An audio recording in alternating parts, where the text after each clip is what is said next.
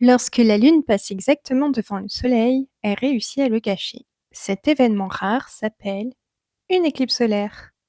Le terme éclipse tient son origine du grec ancien écleipsis, qui signifie abandon ou disparition. Cet événement astronomique a engendré de nombreuses croyances à travers le monde et le temps. Bienvenue sur OGJ, aujourd'hui nous allons traiter l'éclipse solaire, source d'émerveillement et de curiosité. Tout d'abord, qu'est-ce qu'une éclipse? Une éclipse est un phénomène astronomique qui résulte de l'alignement de trois astres. La lumière du corps céleste lumineux est alors partiellement ou totalement occultée. L'éclipse solaire a lieu lorsque le Soleil, la Lune et la Terre sont alignés dans cet ordre précis. Il y a trois zones d'éclipse. La première est la zone d'éclipse totale. Le Soleil disparaît complètement, il fait nuit noire pendant quelques minutes. La seconde est la zone d'éclipse partielle. La Lune passe un peu trop haut ou trop bas, donc une partie du Soleil reste visible. Dans cette zone plus large que celle de l'éclipse totale, le Soleil n'étant pas complètement caché, il fait seulement plus sombre. Et la troisième zone est la zone annulaire. La Lune est trop loin de la Terre, elle ne recouvre pas entièrement le Soleil. Un mince anneau reste visible. Les éclipses solaires dans le monde antique ont inspiré de nombreux mythes. Mais il y a eu également des premières approches scientifiques. Les éclipses sont source d'émerveillement. Ce n'est pas pour rien que l'astronomie sa muse, Uranie. Florent Delfly, chercheur au laboratoire Temps-Espace de l'Observatoire de Paris. Avant d'être expliquées grâce à la science, les éclipses étaient à l'origine de mythes et récits étranges. Beaucoup de civilisations anciennes y voyaient un signe funeste. Dans la Chine antique, on disait qu'un dragon, le Taoxi, dévorait l'astre solaire. Plus de 2000 ans avant notre ère, les astronomes chinois arrivaient à prédire les éclipses. Selon une légende, en 2137 avant notre ère, les astronomes royaux Yi et O, après avoir échoué à calculer la date exacte d'une éclipse solaire, furent décapités. Prédire les mouvements célestes, dont les éclipses, était d'une importance capitale. En effet, l'empereur de Chine était considéré comme le fils des cieux, qui devait maintenir l'harmonie entre ciel et terre. Donc, lors d'une éclipse solaire, il fallait faire fuir le dragon qui tentait de dévorer le soleil. L'empereur jouait alors du tambour, tandis que ses hommes tiraient des flèches vers l'éclipse. Durant l'Égypte ancienne, l'éclipse solaire est reliée au mythe de la lutte entre le dieu soleil Ré ou Ra et le serpent Apophis. Apophis est un monstre qui est l'incarnation du chaos vers lequel tend l'univers. Il tente donc de dévorer ou faire chavirer la barque du soleil qui traverse le ciel, guidé par le dieu Ré, et ainsi amener la fin du temps et de l'espace. Ce mythe est souvent représenté dans les tombeaux, surtout tombeaux royaux, à travers le livre des morts.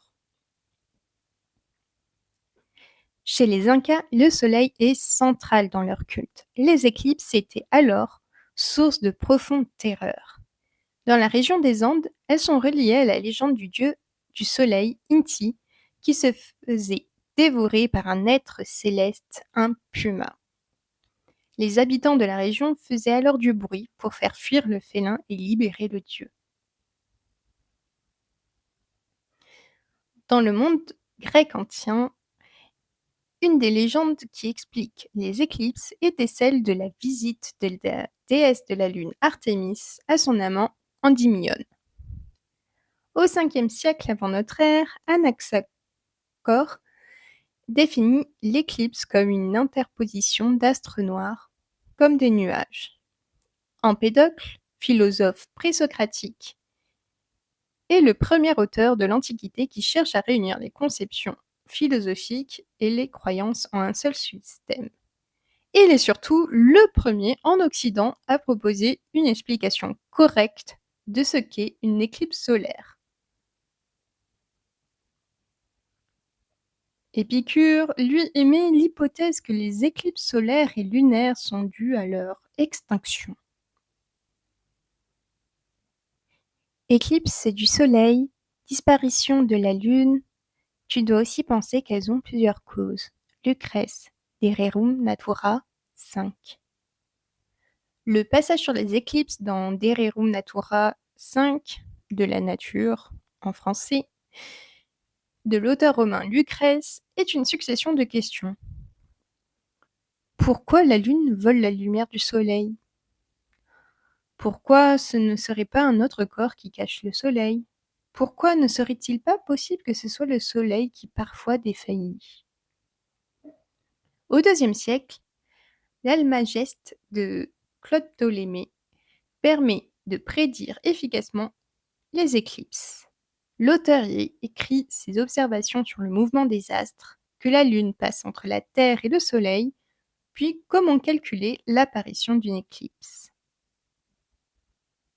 Pourquoi la Lune pourrait-elle dérober à la Terre l'éclat du Soleil et l'intercepter de sa haute face, masquant par son disque aveugle les rayons lumineux? Lucrèce, De Rerum Natura, livre 5. Cependant, malgré ces avancées scientifiques, les populations continuèrent à considérer les éclipses comme un phénomène mystique. Au XIVe siècle, la faculté de médecine de Paris a déterminé que la première cause de la peste noire était due à l'éclipse qui a corrompu l'air et donc causé la famine et la mort. Les éclipses sont également présentes dans nos livres, dans nos films et dans nos musiques. Dans l'Odyssée de Homère, le devin Théoclymène prédit la mort des prétendants de Pénélope en observant une éclipse juste avant le retour d'Ulysse. L'éclipse solaire est au centre de l'œuvre de science-fiction d'Isaac Asimov, Anocheser. Le récit se déroule sur la planète Lagash, qui est éclairée en permanence grâce à ses 6 soleils. Un jour, les astronomes annoncent une éclipse totale qui plongera la planète dans le noir pour la première fois depuis 2000 ans. Les habitants de la planète sont alors confrontés à une situation pour laquelle ils n'étaient pas préparés. Eclipse est la chanson qui clôture l'album The Dark Side of the Moon des Pink Floyd, qui a la particularité de terminer sur le même battement de cœur que le battement de cœur qui ouvre l'album. La chanson la plus connue de la chanteuse galloise Bonnie Tyler est Total Eclipse of the Earth. L'éclipse représente ici son amour qui consomme tout. Cette chanson fut reprise dans un film et cette reprise est devenue un mème très connu sur les réseaux sociaux. L'éclipse solaire permet aux protagonistes de retourner en même temps sous leur forme humaine dans le film Lady Hawk, réalisé par Richard Donner en 1985. Dans ce film fantastique médiéval, l'héroïne se transforme en faucon pendant la journée, tandis que le héros se transforme en loup durant la nuit. Dans le manga Saint-Seiya, ou plus connu en France sous le nom Les Chevaliers du Zodiaque de Masami Kurumada, Greatest Eclipse est une technique utilisée par Hadès qui aligne toutes les planètes afin de créer une éclipse totale. C'est l'élément central de l'arc Hadès qui débute au tome 25. Dans le roman de Stephen King Dolores Claiborne, l'héroïne tue son mari alcoolique et violent durant une éclipse solaire. La série Heroes, bien connue à la fin des années 2000, a dans son logo une éclipse qui remplace la lettre O. Dans la saison 3 de la série, un double épisode est intitulé The Eclipse.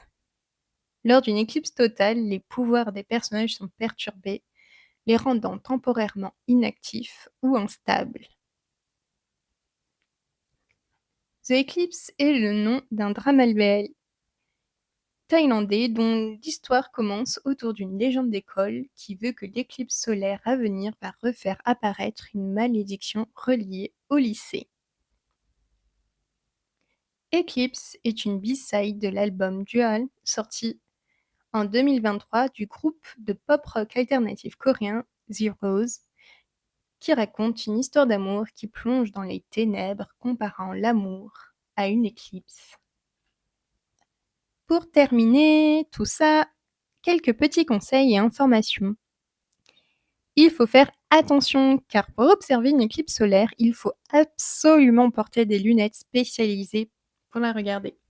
Car en effet, regardez, le soleil reste dangereux durant toute la durée de l'éclipse. Vous pouvez en trouver en pharmacie. Et également pour vos appareils photo et portables, il faut mettre une protection solaire devant pour ne pas brûler votre capteur. La prochaine éclipse, c'est ce soir. L'éclipse solaire du 12 août 2026 qui commencera vers 19h20 jusqu'au coucher du soleil. En France, elle sera partiellement observable entre 90 et 99% d'occultation. À savoir que le sud-ouest est favorisé.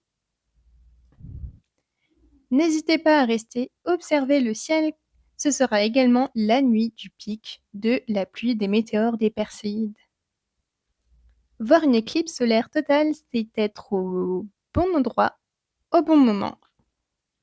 Vous pouvez retrouver les références ci-dessous et également un lien vers l'article écrit. Je vous invite aussi à aimer et vous abonner à ma chaîne. À bientôt!